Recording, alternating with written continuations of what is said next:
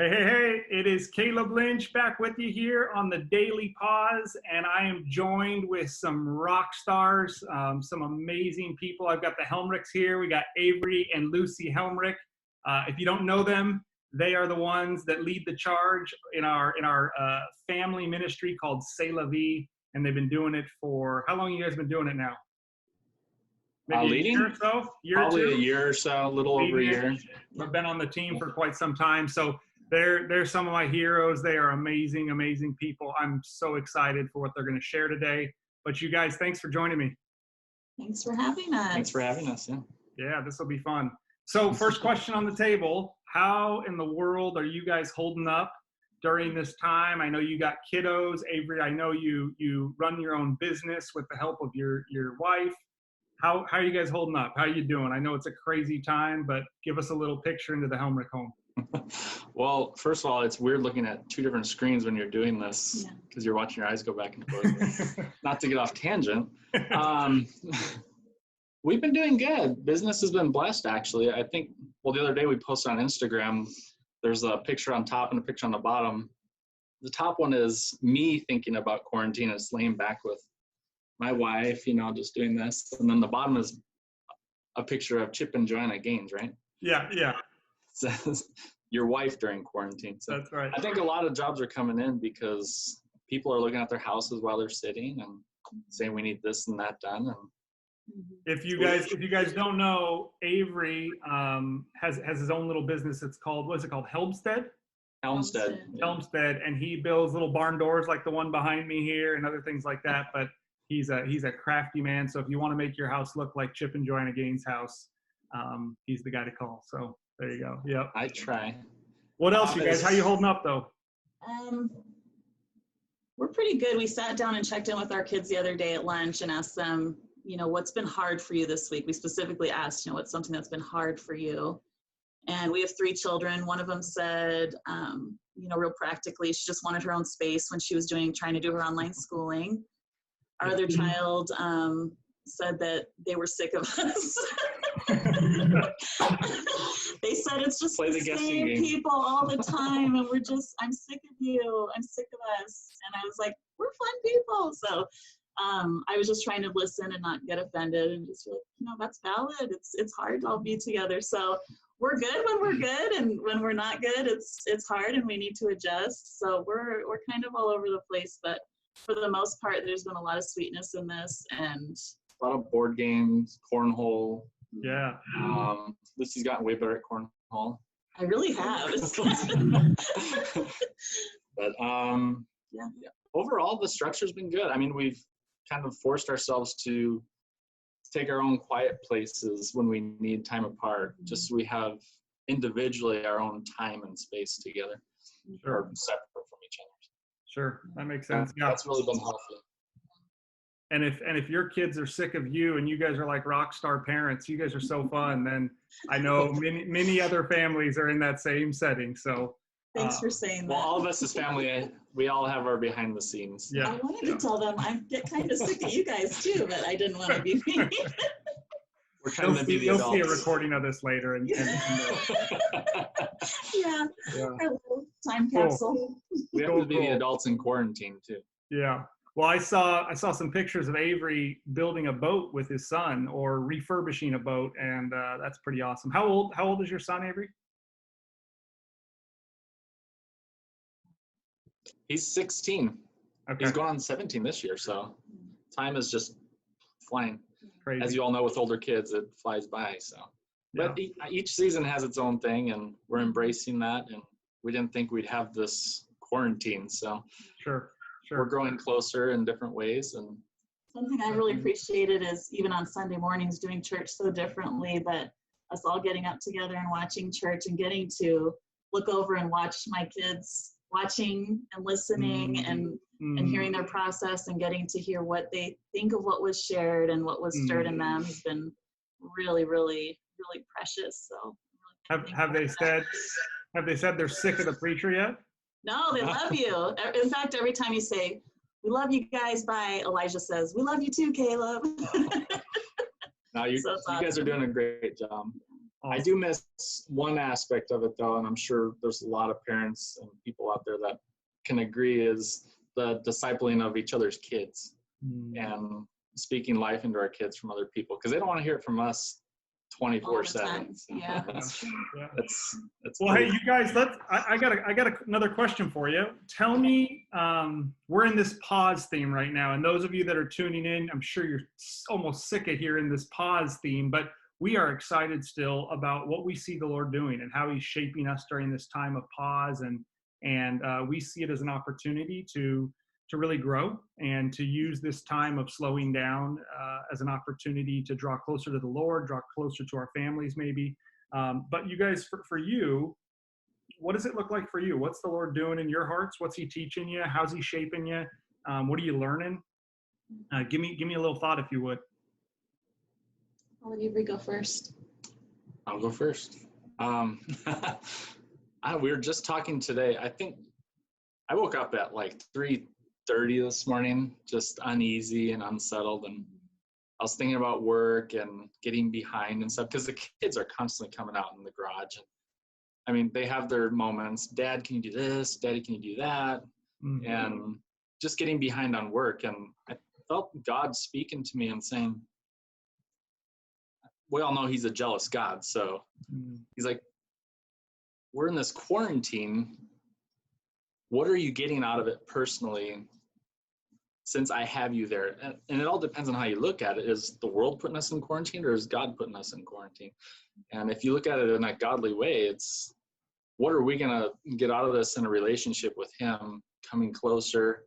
And he just spoke to me this morning, like, what is this all for if you're not getting what you need out of it from me by not spending time? I mean, when this all started, I was like gung-ho. I'm like, this is going to be awesome. I'm going to be in my word more. It's going to be more. And I never quite leaned that way. So now it's it's almost over. So we hope. And I'm thinking, well, I let it all go to waste. This is such a time, it could be a sweet time for us to be building our relationship with God and coming closer to him. And I just really felt him tugging at the heartstrings this morning and saying, hey, let's do this. This is something we're going to do together. I've made this time for us. Let's get closer. So I think that's something I'm getting out of it. Well, and I think, Avery, that's really, I love the honesty in that, because, you know, even for me, I can say, okay, it's time. God, I'm ready to draw in and lock in close. And sometimes it feels like this waiting game. We were talking about that this Sunday, of like, you know, even Peter out on the storm in his boat. It's like God sat up there for a while on the hill and watched the storm come through. And yeah, I think that's such an honest statement there, Avery, that it's, you know, it's taken 5 weeks and now you're going, gosh, I don't want to miss this opportunity to have time with my Lord and Savior. So thanks for sharing that, man. I know that's been true for a lot of people tuning in. So that's huge. Yes. Lucy, what about you? What's the Lord doing in you? Well, when this all first started to go down and get real, and like I started to hear that we might be, you know, confined to our homes and things would be closing, I really was struck with fear and dread. And so I called out to the Lord in prayer and just told him, this is what I'm afraid of. This is what I'm dreading. I'm a goer. I don't want to sit at home. I don't want to, like, just the idea of having to be at home makes you want to go places, as we've seen people riding their bikes and taking walks like never before, things like that. So anyways, really early on in this, you know, I poured out my heart to him at night, and I woke up in the next morning, kind of not quite fully awake, just coming to, and I heard in my spirit, cocoon. And I was so encouraged by that, because it was such a different picture of confinement to me. Like, I feel like this idea of quarantine just feels like, if I don't want to do that and I have to, it's like no adult wants to be grounded, you know, or have to. And so it really blessed me to think, Lord, this could be are you saying that to me, that this is a cocoon for us, that you're actually doing things in us when we're restful, when we're not doing anything. You think of a butterfly, and really all the caterpillar does is it relents. It hooks itself to that branch, hems itself in, or, you know, like, I don't know, I watched a little video. I wanted to see more on it, but just watching that, getting that visual of like, that's all the caterpillar does. And then it waits and to me, it's like, Lord, to wait and allow you to do what you're wanting to do in me. But as Avery mentioned, like 5 weeks in now, or however long it's been, I actually haven't been counting or keeping track, so I'm not sure. But you do start to feel a little bit like, you know, at first that was so hopeful to me. And now it's kind of like, it's been 5 weeks, Lord, and I'm still not a butterfly. And there's so many things about me that I just want to be finished and done and have you, and I'm ready to fly, and I'm nowhere near flying. And now we're hearing whisperings of this might slowly be, you know, going back. And it's this inner wrestling of, I don't like this, but I love this. And I want this to be over, but I don't want this to be over. And so when Avery and I were talking about this before, I was saying, I think the part in my heart that doesn't want this to be over is that part that God's calling. He's saying, this doesn't ever have to be over, this cocooning with me and being with me. When things start opening up, when things start going back to normal, this will be our new normal. And I don't think that being released from quarantine means by any means that I want to be released from cocooning with Jesus and allowing him to speak into my life, into my heart in ways that he's awakening in us and bringing back to life these areas that we can quiet and settle ourselves.